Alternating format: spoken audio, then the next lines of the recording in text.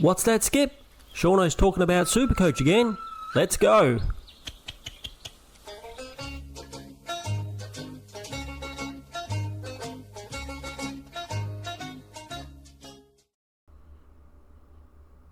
G'day everybody, it's Shauno again, and I'm back with some more Supercoach content. Today we're going to be doing our trade time video where we go through the best trades, downgrades and upgrades for the week for all you guys and girls out there in the community, and we'll also have a look at potential captain and vice captain choices.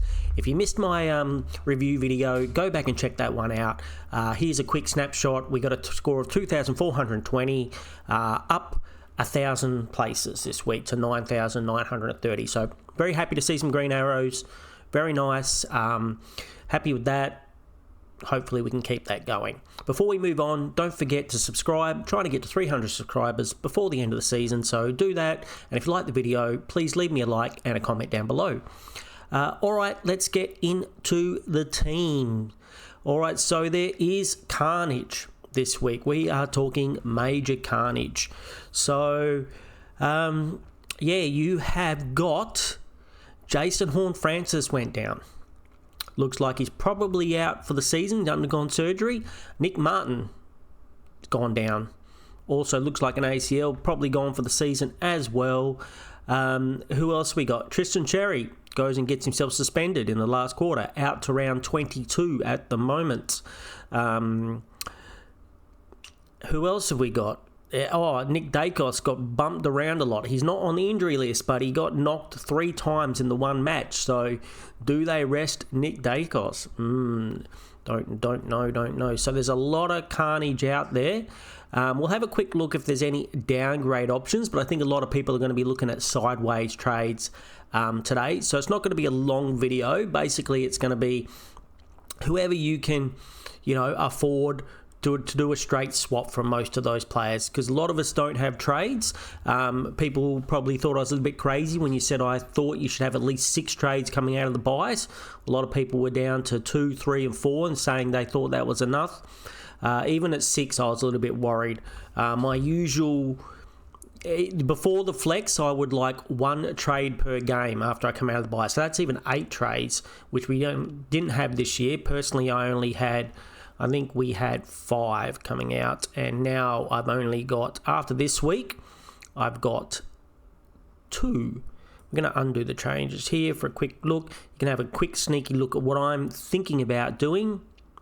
Maybe. This is a big maybe here, but we'll get back to that in just a second. Okay, we might as well actually, let's go into, we'll do that first, right? If you've got Cherry in the ruck, who are you thinking of replacing him with? So let's just break it down for just the rucks. So if you haven't got Max Gawn, you just jump across to Max Gawn. There's only 1,000 in it, that's fine. Me personally, I already have Max Gawn because that's not an option. If you can afford Brodie Grundy, he is super expensive, but you might as well just jump on there and grab him because he's absolutely killing it with a 5-round average of 154. So over 150 in the last 5 games average, which is absolutely massive. So if you can afford it, you got heaps of money in the bank, you got like 7 or 8 trades up your sleeve and you want to go down and back up again, yep, that seems fine. Then you've got, I think the 2 with the best runs are English and Marshall. They have the best run coming down to the end of the season. Now Marshall did play with, Max Heath? With the second ruckman last week, which is a little bit of a worry. He's pretty much got the best run of all of them. But if they play 2 ruckmen. Now, they did say it looked like he could be in trouble of getting suspended, the other ruckman, but I looked on the injury list and there was nothing about that there, so I assume he's available to play if they want him to play. So we'll have to see. If he's named in the starting lineup, it might give you a little bit to think about. But then Tim English, he hasn't had the best year, but he does have a pretty good end of the year. He's got Brisbane, Essendon, GWS, Melbourne, West Coast and Freo. So you'd only expect that, really Melbourne is the only really super tough, maybe the double team, and Freo is the really tough ones that he's got. Otherwise, he's draw seems pretty good, but he hasn't. I mean, he's been okay since round 11. He's got round 13, 127, 115, 142, 109, 109, and a 98. So only one score below 100. So that's not too bad. He did have that year a few years back where he killed it, and he has got that very good Western Bulldogs midfield around him, which is allowing him to, probably gets a lot of hits to advantage because people like Bont running around grabbing the ball. So I think they're both pretty good options.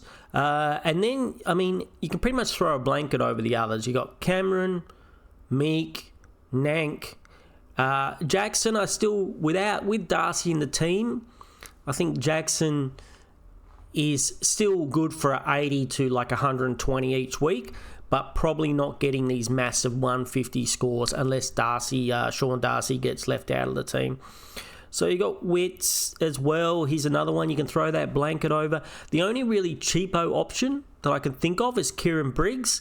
I wouldn't be going Sean Darcy, who's like 300k. He's just, when he's sharing the ruck with Jackson, he just doesn't get enough. But Kieran Briggs, if you wanted to make a little bit of money, maybe he's an option. He doesn't have a great run of games, but, he could be an option. So I don't think you'd really want to be thinking about anybody else. So in my opinion, your best two choices are English and Rowan Marshall, just because of the run coming to the end of the season. And then I think if I wasn't going to go one of them, or I'd want a bit of a point of difference, Cameron, Meek, I'd stay away from Tom de Koning. With Pentland in the team, he's just not scoring enough. It's just too much of an unknown. So, Cameron, Meek, Nank. I mean, Nank's only owned by 1.9%. If you wanted a bit of a point of difference, he can put out a big score on his day, so maybe that's the way to go. Even Riley O'Brien owned by 1.2%. So there's lots of options all around that same price. So if you want to back in the run, go for English or Marshall. Just keep an eye on the team sheets to see if Marshall is named with that other ruckman. I believe his name is Max Heath. Let's have a quick. Let's make sure Shauno is not talking the what. What was this guy's name? Max Heath. Yep. First game, high hit on McCartney, fourth quarter will be looked at. He's not on the. I had a quick look before we started. He is not on here, so I assume that he got off. If you guys know that he didn't get off or something else happened, let me know down below. Let's have a look. Do we have any downgrade options this week? So that's the rucks. That's the ruck problem that a lot of people are going to have. We'll have a look at who you can replace for Horn Francis and Nick Martin and stuff next. Let's just have a quick look. Do we have any cash cows? Kieran Briggs will make you some money if he gets a reasonable score. Do we want to do under 3 games?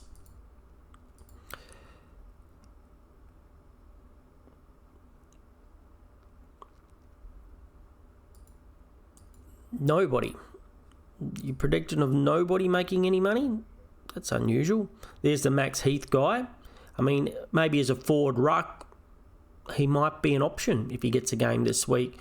Maybe that swing could be very helpful. I didn't even notice that, but that could be very helpful if you've got trades in hand. Obviously, I wouldn't be trading him straight for your Sherry, but if you needed to make some money, maybe cash in on someone in your forward line, get him, give yourself a swapping opportunity just in case we get any more rucks go down. Touch wood, that doesn't happen. I'm not really seeing anybody else there. I thought there would have been a couple this week.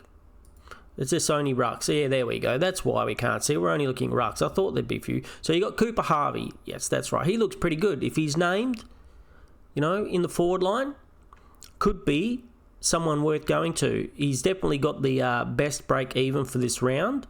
He's looked okay. He's got scores of 74 and 84. So you need a downgrade in the forward line. That's probably the man you want to go. In the midfield, George Stevens also looked pretty good. Job security, I'm not sure. Not sure there at Geelong how his job security is, but he's done very well. He's got a 90, and then he got a 34, so that is not great. Was that a sub-affected game, that 34, or was that just a straight-up 34? Nope, that was a straight up 34. Rotating in the midfield, 7 possessions. Subbed off, so he was subbed off. So maybe that's a little bit of a worry considering he's subbed off. So maybe avoid him if you can. Who else we got? Rowan Steele, he was a 99k guy.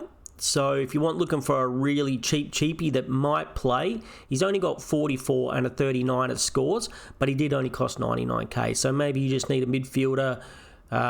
You need to make some money. Do that. Maybe this is the way you get to Grundy or something like that. And there's a chance that he might actually play.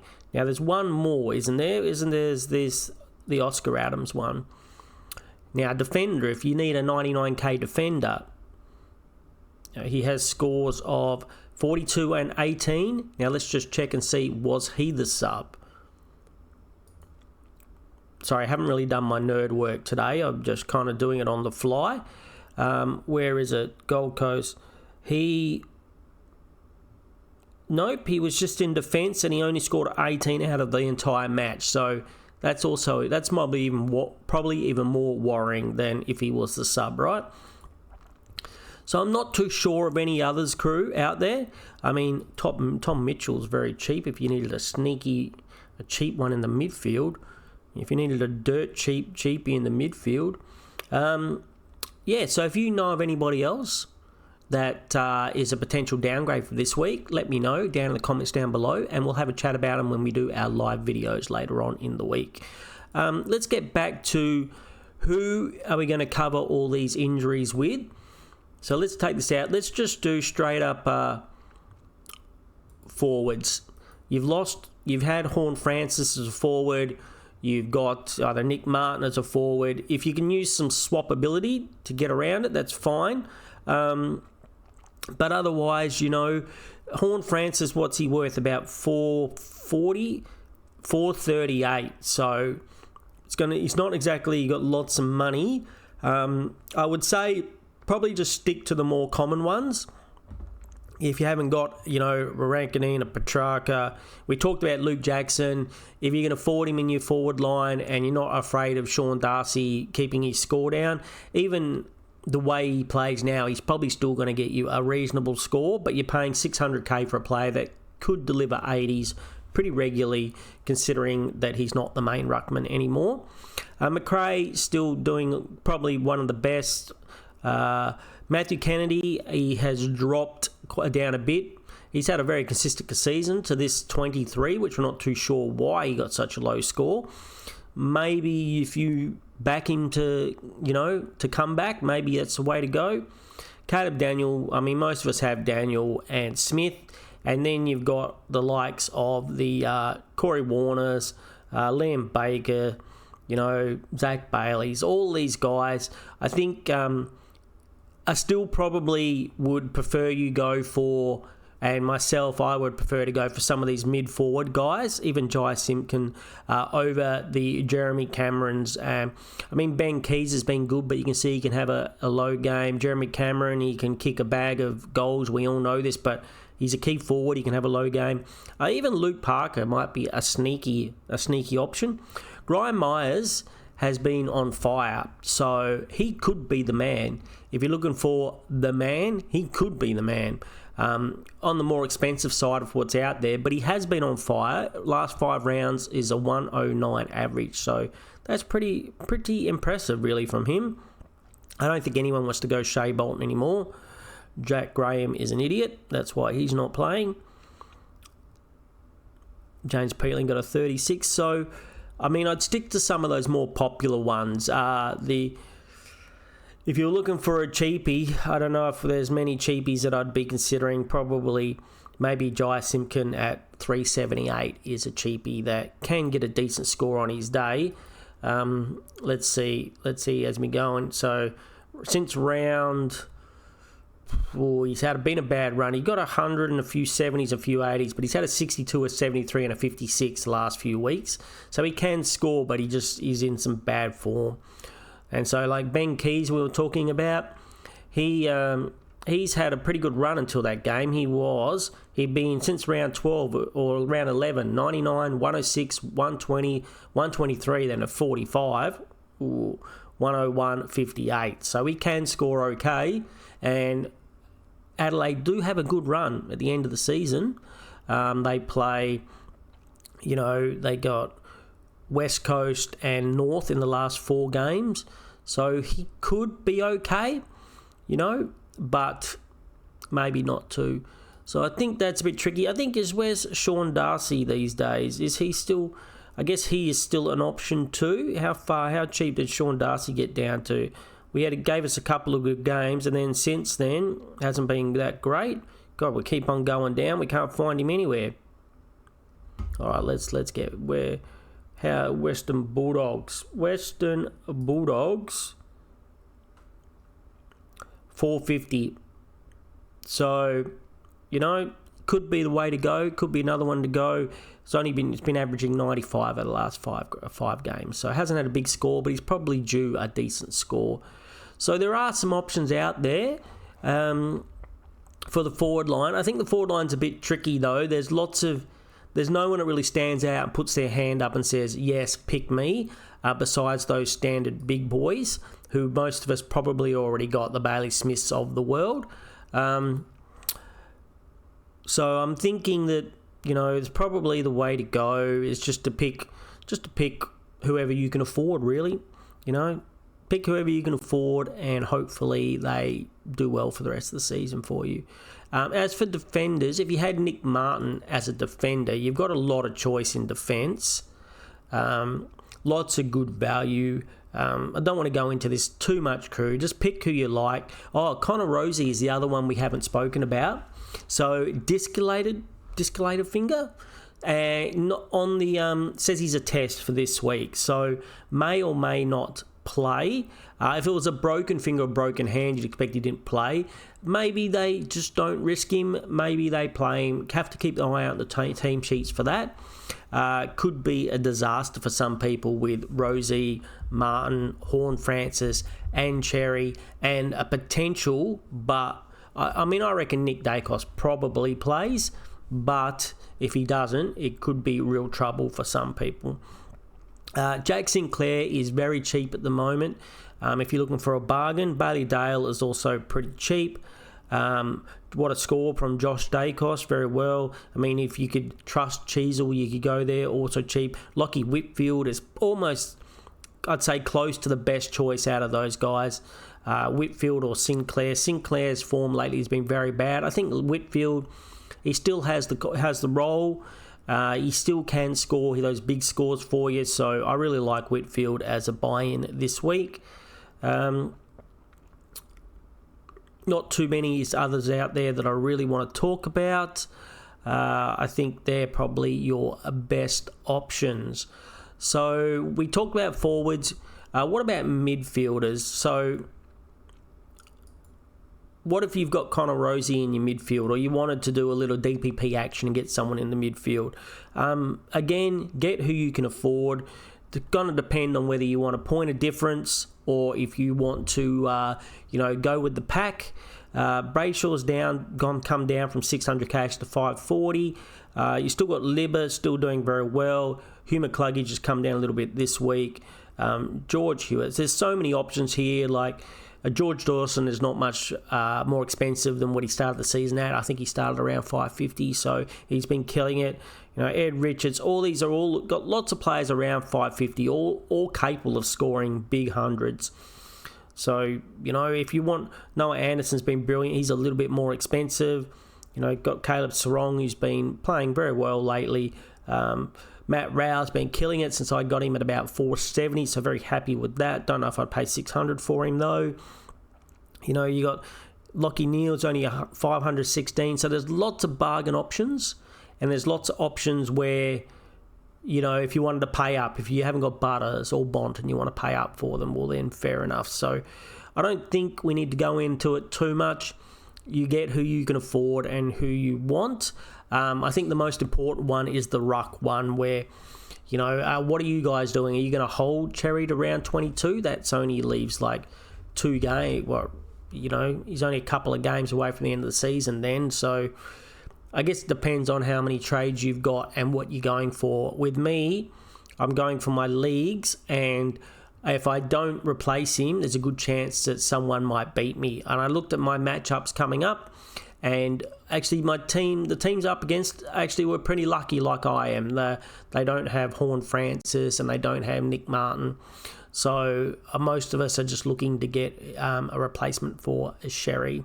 So I think that is enough of the trade-ins and trade-outs. If I've missed anyone, let me know. Tell me who you're thinking about getting, how much of a disaster this week was for you. How many players have you got out this week? How many trades you got left? Really interested. Let me know how everything went for you. As for captain and vice-captain choices, so let's have a quick look. Now, out of the first game, we got Essendon and GWS. Maybe a cheeky Tom Green. Lockie Whitfield or a Lockie Ash, I guess, are options. Next game, you got Brisbane and Western Bulldogs. I think I'll probably try Bont this week since we faded him last week and he got 177. It could be a tough game. Brisbane, Western Bulldogs, he steps up for those tough games. So I think Bont, or maybe a sneaky one of the Brisbane boys, maybe a Dunkley or McCluggage, even if you want to take a risk on Lockie Neal. Maybe is Western Bulldogs going to tag? I don't think they're known as a tagging team, so I think you're probably okay, but don't quote me on that. Every time you say that this year, a new tagger pops up and tags somebody, so I think I'm going to go with the old Bont. And I'm going to go from Hawthorn to Port. I think I'll go straight and Butters. Bont into Butters and see how we go. But if no one in Hawthorn I'd really be thinking about, unless you wanted to do a sneaky Lloyd Meek, maybe, against Port Adelaide Ruck. I think that could be a cheeky, sneaky vice-captain, a cheeky, sneaky one. Obviously, if you've got Grundy, Sydney play North and they're not going to have Tristan Cherry. That could be a huge score. So if you've gone and got Grundy in this week or you already had him, stick the VC on him. I think that's the way to go. Or go VC Bont into Grundy, something like that. Or that would probably be pretty good. Or one of the Brisbane dudes into somebody into Grundy. Or, probably my fallback would be Grundy with how well he's been scoring lately. I don't know if I go Gawn versus Carlton. He's going to be up against Pitnett and TDK. He could still crush them, but maybe the two ruck combo is a little bit too much for him. But, wear him down a little bit. But I still think he's a valid fallback option for captain. Who else we got after that? Eagles and Richmond. There's no one there. Geelong versus St Kilda. Maybe a Max Holmes or Bailey Smith as a sneaky option. Then you got Collingwood versus Freo.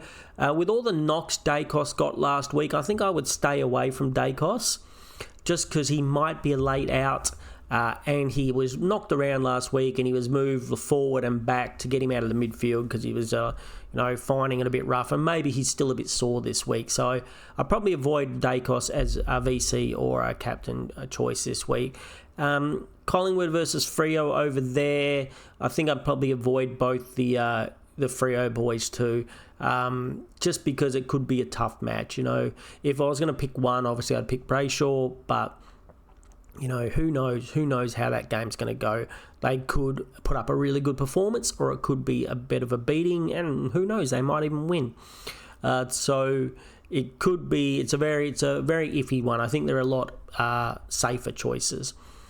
And then you got Adelaide versus Gold Coast Suns as the last game. I guess Jordan Dawson seems like a sneaky option as a captain, as a fallback option. Gold Coast don't normally tag, and I guess Noah Anderson and Matt Rowell. Probably Noah Anderson is the one I'm going to be going for, even though Matt Rowell scored 150 this week. Noah Anderson seems a little bit more consistent. So maybe one of those guys is the option. Personally, I think the safe options are, if you've got Bont and Butters, I think they're both reasonably safe. I think Butters' form against this team, he's just in really good form, but against Hawthorn, 135, 127 and a 105. So that's pretty nice. And Bont hasn't done well against Brisbane, 99, 89, 108. But that's what it looked like for Butters against West Coast last week. So I got a feeling that Bont will score more than that. I wouldn't go on this previous form against him so much as I, maybe if you're scared about that, just making your vice captain. So that's me. That's what I'm doing. That's what I would think about if I was you guys. If I don't really have like a lock of a week for vice captain. I really do think you can't go past Bont. And then for captain, if it was me, my personal team, I'd be going a Butters or Gawn. I think even Gawn with the the Carlton double matchup, I think he can still get a pretty good score. He is looking, he did make Sherry looked pretty ordinary last week, and that was a turnaround from last time when they played early in the season. But he is an old man. Maybe he's getting a bit tired. Maybe he doesn't like the double run with which the Carlton are going to give him. So I think safer is going into Butters myself, or one of maybe the other options I've suggested. Like I like Jordan Dawson. I like Noah Anderson. And I kind of like a Holmes as well. I think a sneaky Holmes, is a pretty good matchup for him against St Kilda. Even though maybe they get the tag. Actually, scratch Holmes and Bailey Smith. I think one of them might get a Windhager tag. So don't risk those guys. Just go straight down to one of the Gold Coast dudes or a Max Gawn or a Butters, I think. They're the safer options. I don't see Hawthorn tagging Butters. Maybe they do with no Connor Rosie if he doesn't play. Yeah. Anyway, I hope that helps out a little bit. I know we flew through it. Let me know down in the comments down below what type of carnage you've had and who you're going to get to replace. The players that you've got out, or if you're going to replace them at all. If Dacos is laid out, I think I would just run with the flex with a 0 and then the flex will cover for me. I think I do have Johnson and Clark and Sims on the bench, but they're not exactly scoring a lot these days, so I really hope I don't have to depend on them for any reason at all. If you like the video, make sure you give me a like. Don't forget, trying to get to 300 subscribers for it in the season, so subscribe to me too. I really appreciate that. Any comments down below, promise I will reply, and I'll be doing a video probably tomorrow or Friday, live video, and we'll have a chat about what's going on and what you guys are going to do, because I'm really interested to know what you guys are going to do out there in the community. So anyway, I hope you all have a great day, and I'll talk to you again then. Thank you very much. See you then. Take it away, Skip.